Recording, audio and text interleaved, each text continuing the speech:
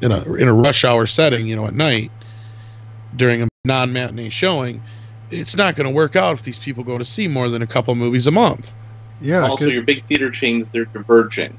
The big theater chains are putting bars in. They're putting in premium food products. They're putting I mean, the Cedar Lee near where I live is, they've been selling beer and other, fancy snacks and stuff for years. And that's another thing, too. And those would probably be seen as premium showings. See, and that's another thing you brought up before a little bit, but doesn't really get into, I think, in that article much, was that they also just implemented this idea that they were going to raise the prices and they were going to allow you to start going to premium theaters and premium screenings, including 3D and IMAX.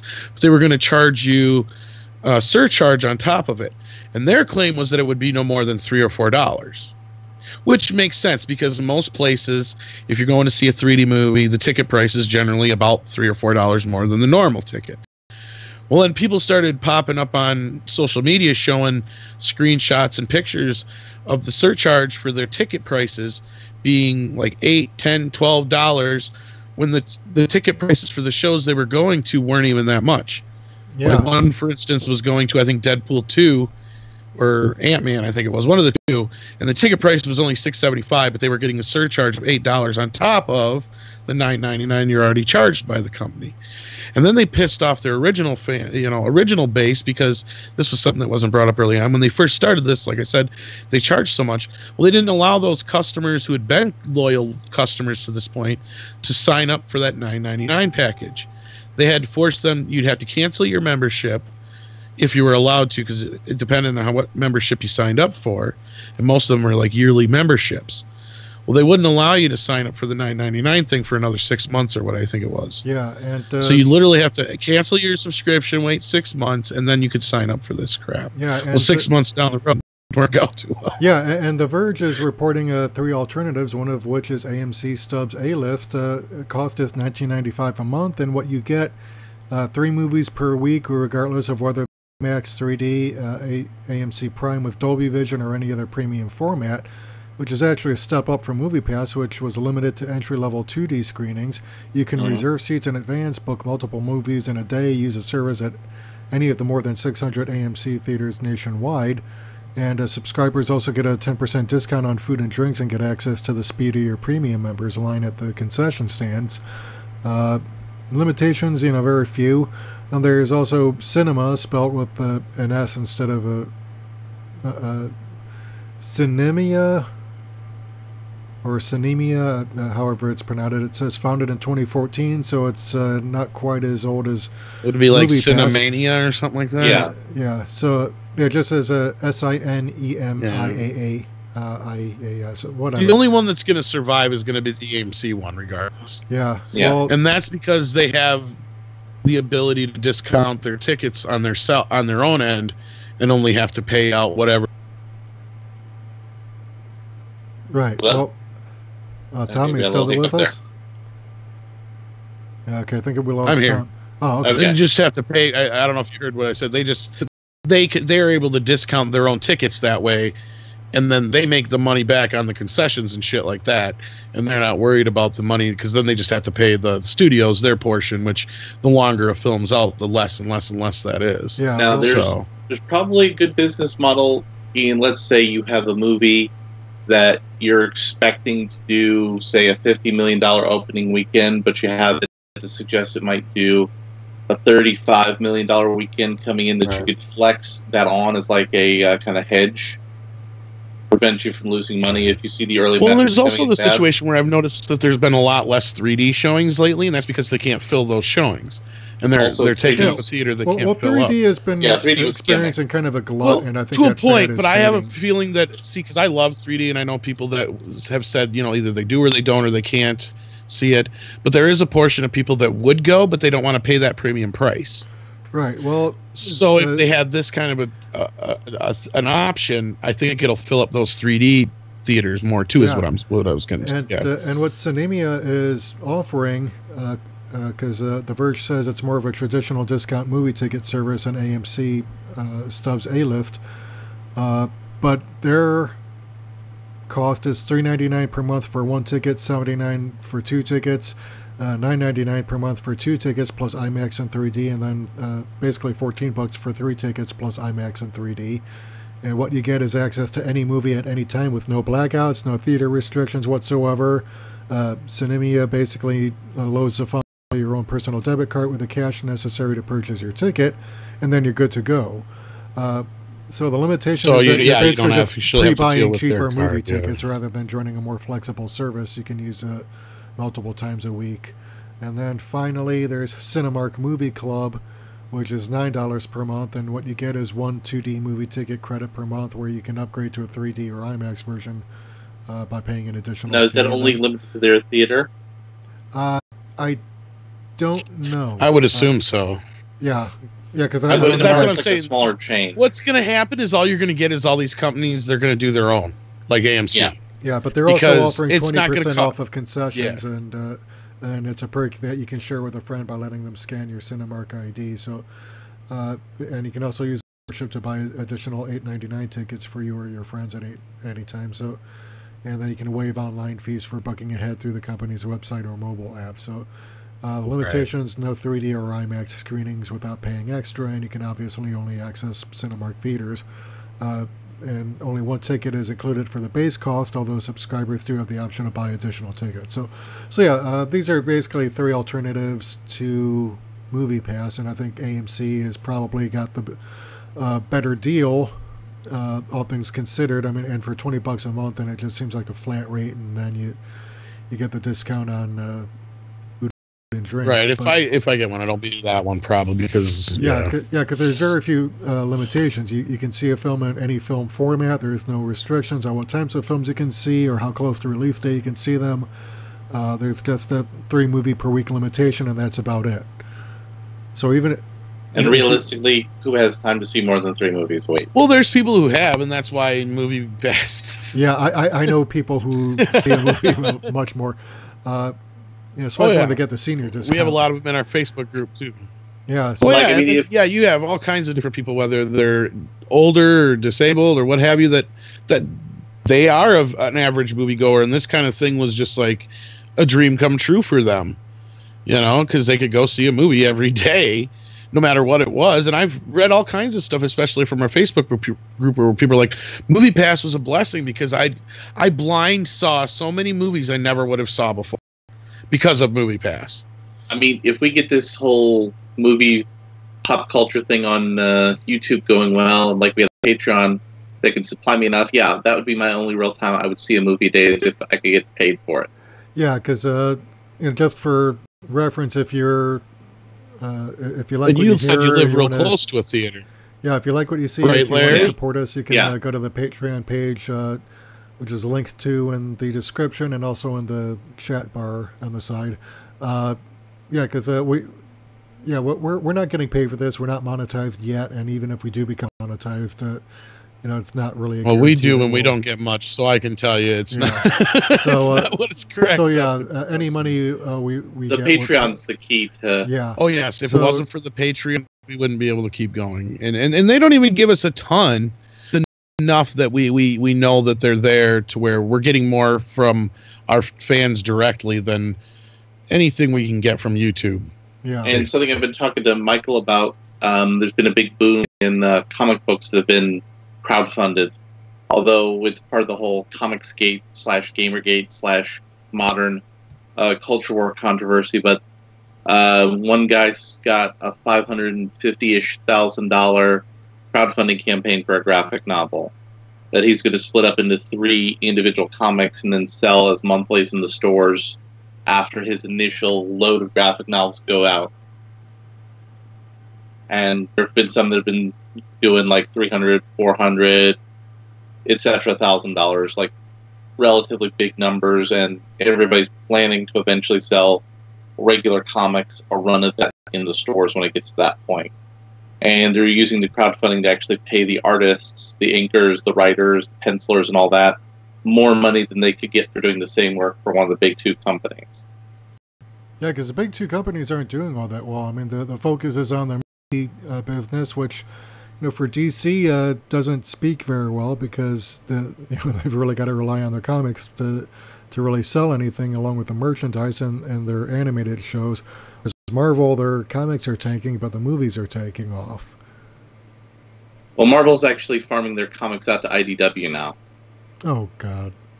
They're doing an all ages line of comics featuring Spider-Man, Miles Morales Spider-Man, Squirrel Girl, Spider-Gwen, and a couple of other characters for an all ages line. So Marvel is now admitting they can't sell an all ages book. I haven't read comics in years. Yeah, I actually outside of graphic novels. Yeah, is DC Vertigo still around? Vertigo that we knew in its heyday is gone. They rebooted Vertigo for a while and it was doing okay. Now that's folded, and now they have rebooted Vertigo. Yeah, because I liked Transmetropolitan and Preacher, and I had meant to go read Why the Last Man, and never got around to it. But well, comics had an issue is they, and pun intended, is that they when they went from the page to the digital age, is they didn't take into consideration the phone and how that was going to be a lot of how most of these kids nowadays are probably going to experience this stuff if they're going to be interested. Oh no, the digital strategy is dumber than that. And I was just going to say they're probably not even remotely set up for that, let alone all the issues. They have a digital platform. DC's current digital platform is going to now be rolled into their streaming service. So for part of that $80 fee, where you can get all their animated stuff and some special content for movies and TV that already existed and some new exclusive stuff, you get access to most of their published archives. They have it all in digital form, but you're only going to get access to most of it.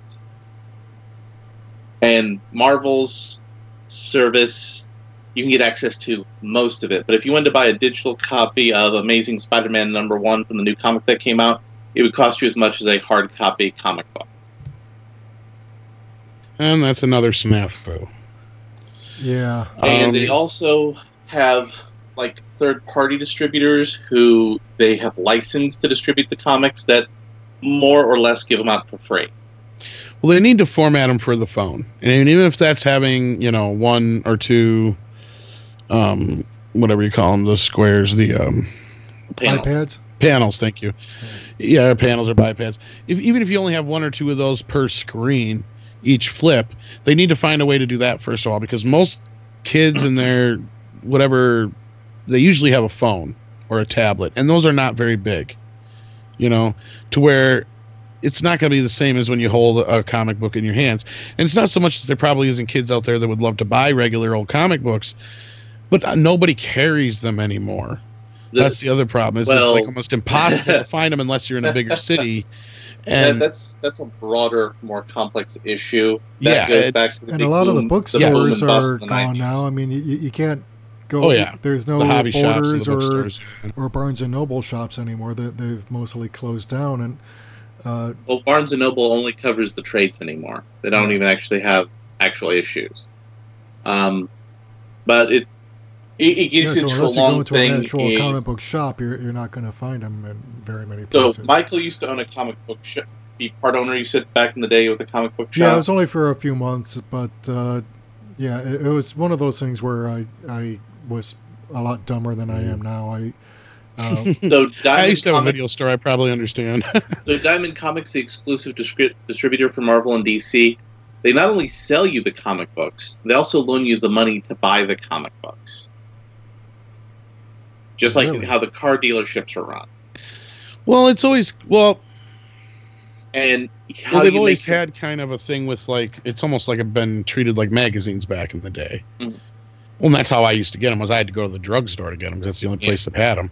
Yeah. But they would just buy them back if you didn't sell them, right? So it's almost kind of the same concept. That's not what Diamond doesn't allow you to buy them back. Okay. DC allows it as a policy, but that's not Diamond's general policy. Diamond is very customer unfriendly to the shops because you're already on the hook to them for your payout. So you buy 10 copies of Batman and you sell 8, but you buy the 10 copies because you get an extra variant cover copy that if you sell that variant cover, you make up the cost of buying the other 10. So the whole model on how it's distributed to stores is not beneficial to the stores. No, and that's part of why a third of the stores have shut down last year, and a third of the stores are probably going to shut down this year. And it was a good example to bring up, like Blockbuster and stuff. But see, Netflix was ready for that, and they played their part in it. To where that's what I was saying is like, comics didn't make that leap to the next level, and not only did they not make that leap to the next level, it sounds like they're not even connecting with their fans anyway. Not only just the base that was there, but gaining new fans. Then you get to an entire additional level of the business, because Marvel is obsessed with becoming a youth product again. So that's why there's the big focus on diverse characters and hiring diverse creators, is because they believe that to sell to an audience that's more homosexual, more racially diverse, more female, more etc., you need a creative team that represents those people, and you need characters that represent those people. Which is kind of derivative, considering a lot of this has already been a part of most of these universes since the 60s and 70s anyway. Right. And again, which harkens right into everything else we talk about at Midnight's Edge with Ghostbusters on into Star Trek and Star Wars and stuff. In the 80s, Iron Man was black. Several lead characters were black. Storm was one of the top-selling characters. You had several decent Hispanic characters, though Marvel didn't really have any good Hispanic characters until the 90s, early 2000s. DC was a little bit better with that. But again, the characters were actually more meaningful and diverse then, versus now it's like, hey, look, we got this transgender character in Supergirl the now. grandstanding, yeah. Yeah, well, there's always old issues of Transmetropolitan. Well, yeah. Or Preacher. And that's, speaking of that's Preacher... the other element of Diamond Comics. Is if you don't buy the floppy issues, you don't get the trades. And the trades I don't get it. money. What happened with progressiveness? You know, as bad as a lot of shit was in the 90s and cringy as it was as far as certain aspects, as pop culture goes, as far as what I mean, why was it that they were able to do progressive culture so much better then, when it was still so taboo, compared to now when it's not? And it's almost like they're trying to make it taboo in that sense. It's almost like they're still trying to pretend a lot of it is taboo still, and it's like, it's not, dude. Quit acting, you know what I mean? It's like, quit acting like you're doing some great thing, you know? Nichelle Nichols was the first, major black actress on, a sci-fi show like that. Don't take that away from her by putting, Sonequa Martin Green on such a fucking pedestal also that she doesn't deserve to be on. Right. Well, not just that. I mean, it's like they're trying to make this big deal out of her being this black actress in this lead part in the show. Okay, I get the lead part aspect of it, but A, she's not the first black person to have a lead on the show. B, she's not the first, because he had woman Avery to have Brooks a lead as on the Benjamin show. Sisko. He played the commander and later captain. Just because you put peanut butter and chocolate togetger doesn't make you a fucking scientist. No, but it does make you a lot of money. You're waiting to talk about the Preacher show. If somebody hadn't done it already. Yeah. You want to bring up the Preacher show to close us out? Yeah, just a little bit. Now, I haven't actually watched it because it's on AMC, and I don't get that. They did. I was really kind of skeptical when they announced that they were actually doing a TV show, because they've been trying to get a project like that off the ground for years, and some of the casting choices I really don't know that I agree with, but as I understand it, though, it's still going pretty well. But Preacher was one of those comics that DC Vertigo had put out back in the late 90s, early 2000s that really kind of sparked a lot of controversy even back then. And but it was also very convoluted in parts, and then very complicated, so it's kind of perfect for television because he does nothing but convoluted plots that often don't go anywhere. But the thing about DC Vertigo is that these were designed to be limited series. So Transmetropolitan had a 5-year run. I think Preacher had roughly the same amount of time, and so it'll be interesting to see where this goes, because they've only got so much material to work with, and then if they want to continue it, they're going to have to come up with some all new stuff. But or maybe just let it end. Well, I mean, it ended perfectly with the Saint of Killers at the end of the comic run. Yeah. Well, like Kenny Rogers says, you got to know when to fold them and stuff like that. So, or else you'll end up like The Walking Dead and become a true zombie. Or Game of Thrones when they didn't have anything to work with. I heard a lot of people weren't too happy with how that ended either. I can't speak because I haven't seen it. But it'll be bad. Yeah, it's going to be a while because George R. Martin, takes his sweet time writing a novel. But yeah, it looks like they have obviously made some departures from the comic book, which. Yeah, but... well, I don't think you give television enough credit, because television has gotten a lot better, and it had to have in the last, 15, 20 years, maybe not even, because they've been able to do a lot more with less now with digital, that it's upped the ante to where television has some stuff that competes for a lot of people's attention now compared to what the theaters did. Like American Gods was another excellent TV series. Well, yeah, I was just going to say, look at all the stuff that like Netflix has spent what, $8 billion on original content next year?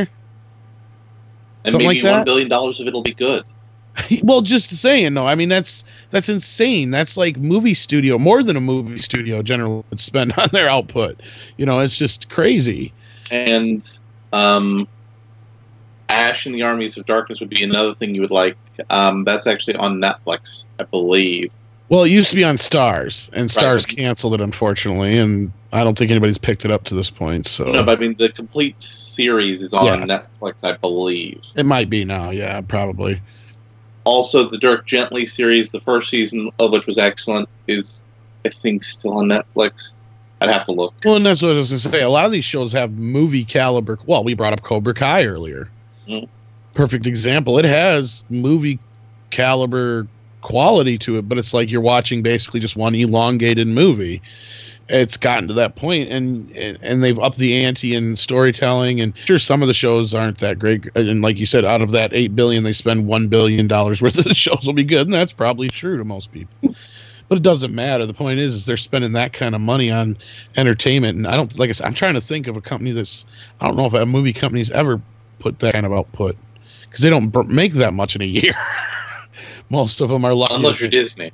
Yeah, unless you're Disney, you're lucky to make a couple $1 billion a year. You ain't going to spend no $8 billion on movies in a year. It just ain't going to happen. I don't know. But anyway, sorry, I didn't mean to take you off course there. No, that's fine. Yeah, and I think that about wraps it up because it's almost midnight here where I am. And yeah, it's getting pretty late. All right, so anyway, just closes off. I took it off track. Hopefully all of this got on, and if not, hopefully we got the recording so we can get it reposted. Yeah, I hope so. If I said I hadn't, would you kill me? Yeah. Well, at least half of it was posted, is what I'm showing. I think. I don't know. It might have to process yet. Who knows? Yeah. But it said it ended like 14 minutes ago, so I don't know how much of it was broadcasted. Yeah, we'll see. I haven't stopped streaming since I started, and we've been going on almost 2 hours. Hopefully it records a backup for you, but yeah. Yeah. Yeah. If nothing else, this is a work in progress. Yeah. All right. So yeah, we will figure this out. I just got kind of tired of getting all these like 1 and 1.5 gigabyte episodes because it gets up a lot of data on my computer, and it'll be another week before I can get another hard drive to store my files on. So. All right, so this is Michael Wilk, Larry Bernard, and Tom Connors for the Wilk Report saying take care, good night, we're out.